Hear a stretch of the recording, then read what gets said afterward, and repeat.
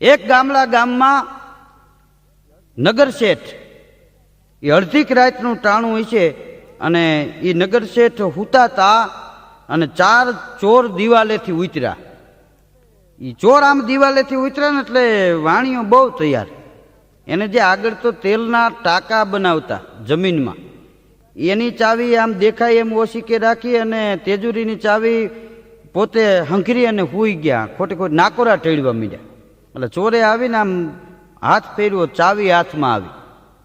ચાવી હાથમાં આવી એટલે મૈદા તાળે તાળે બધે લગાડવા પણ ક્યાંય લાગી નહીં. પણ તેલનો જે ટાંકો હતો ને ત્યાં લાગી, કારણ કે ન્યાની જ હતી.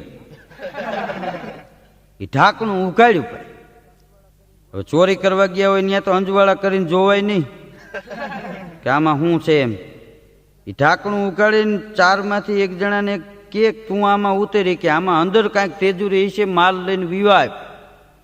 ત્યાં તો ઓલો ઉતરો, પણ આમ ઉતરા ભેગો લુબુક દઈને થયો તેલમાં. થોડીક વાર થઈ, બહાર નો નીકળ્યો. ત્રણ જણા બહાર ઉભા હતા. એમાંથી એક જણાએ બીજાને કીધું કે આટલી બધી વાર નો હાલે, જા તું જા અને ઝપટ કરી. તો બીજો ઉતરો તો એ લુબુક દઈને થયો. થોડીક વાર થઈ, બે બાયણે ઉભા હતા ને એમાંથી એકે કીધું કે આ બીજો ગયો ઈ બુદ્ધિ વિનાનો, આમાં ચાલાકી રાખવી જોઈએ, જા જા તું અને ઝપટ કરી કે. તો એ ત્રીજો ઉતરો ને તો ઈ લુબુક દઈને થયો.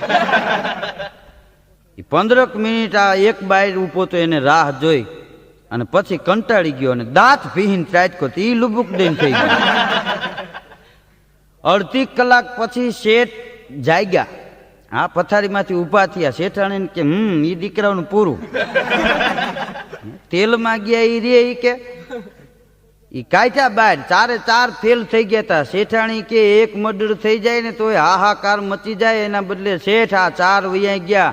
નળિયા નહીં રહેવા દે પોલીસ ખાતું. હે કે નળિયા મકાન માંથી નહીં રહેવા દે. અરે કાંઈ ન થાય કે ઈ તને ન ખબર પડે. હા તો ત્રણ મળદાને રૂમમાં હુવડાવ્યા ને એક મળદું ઓસરીમાં રાખ્યું. શેઠાણી કે આમ કેમ? ઈ જ અમારી મજા હી કે તું જો. એ અડધી રાતે શેઠનામાં એક માણસ કામ કરતો હતો, આ મગન. એની ડેલી શેઠે ખખડાવ્યું, મગન આવી જટ કામ છે. મગન તો બિચારો બુસ્કોટ પહેર્યા વગરનું ભાગ્યો.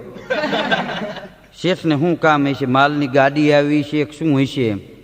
એ આવ્યો શેઠના ઘેરે. ત્યાં તો એક આ હુવરાવી રાખ્યું મળું ઓસરીમાં.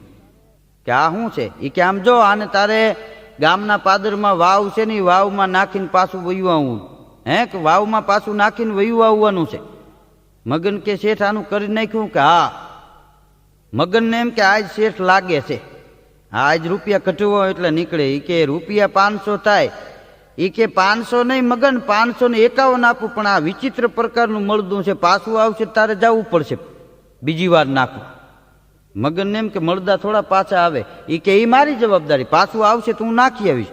એમ કહીને મગને ઉપાડ્યો એકને. એ ગામના પાદરમાં વાવમાં નાખીને મગન પાછો ઘીરે આવ્યો. શેઠે ઘરમાંથી એક બીજું બાયણે હુવડાવ્યું. હાલાલી કે ઉપાડી જો, આ પડ્યું. મેં તને નહોતું કીધું પાછું આવશે? અને મગને બીજું ઉપાડ્યું. બીજું ગામના પાદરમાં વાવમાં નાખીને પાછો આવ્યો. ત્યાં શેઠે ત્રીજું ઓસરીમાં હુવડાવ્યું. એ કે મગન 2-4 પગથિયા ઉતરી નાખતો જા, હમણાં હવાર પડી જાય અમને. આ રૂપિયા 500 દેવાના તને. અને મગને ઉપાડ્યો. ત્રીજું મળદું નાખી અને પાછો ઘીરે આવ્યો ને તો શેઠે છેલ્લું ચોથું મળદું હુવડાવી રાખ્યું. અને મગને ખાર ખાઈ ગયો હતો, કારણ કે આ રાતે 3 વાગ્યાનો ભાર્યું હારતો હતો.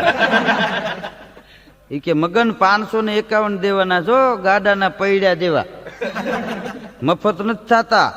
5 પગથિયા ઉતરીને નાખીને આવજો, નહીં તારી ભોડી મળી નાખી.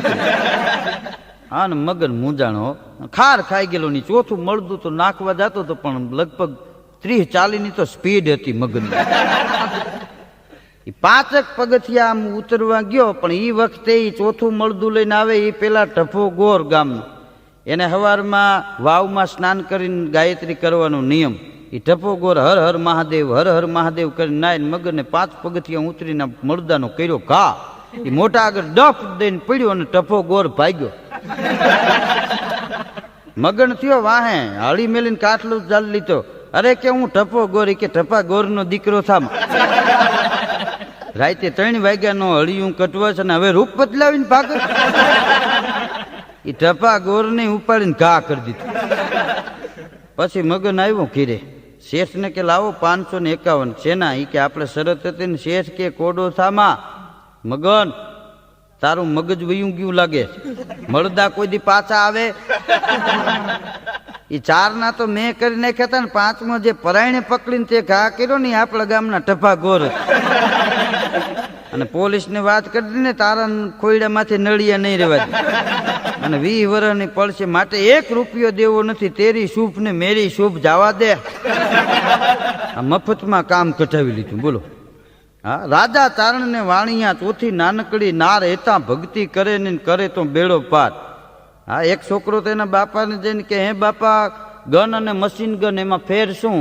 એના બાપા કે તારે આવું જાણીને હું કરવું? નાના એ કે મને ખબર પડે. ગન અને મશીન ગન એમાં તફાવત શું? તઈ છોકરાને એના બાપાએ કીધું.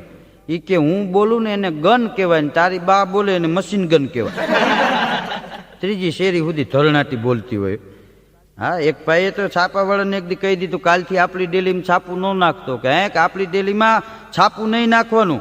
બીજે દી સવારમાં ઉઠ્યો ને ત્યાં બરોબર છાપાવાળાને ઘા કરવાનું. ઓલા ઘરતણીને ડેલી ઉકાળ્યું અને ગરમ થઈ ગયો લાલ ટાંડા જેવો.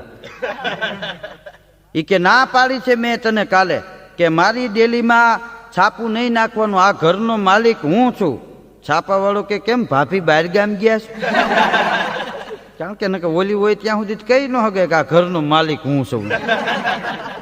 છાપાવાળો સમજી ગયો. એક દી એક ભાઈ મને કે ધીરુભાઈ, ટેલિફોન અને લગ્ન એમાં બેયમાં ફેર શું? બેયનો સમન્વય શું?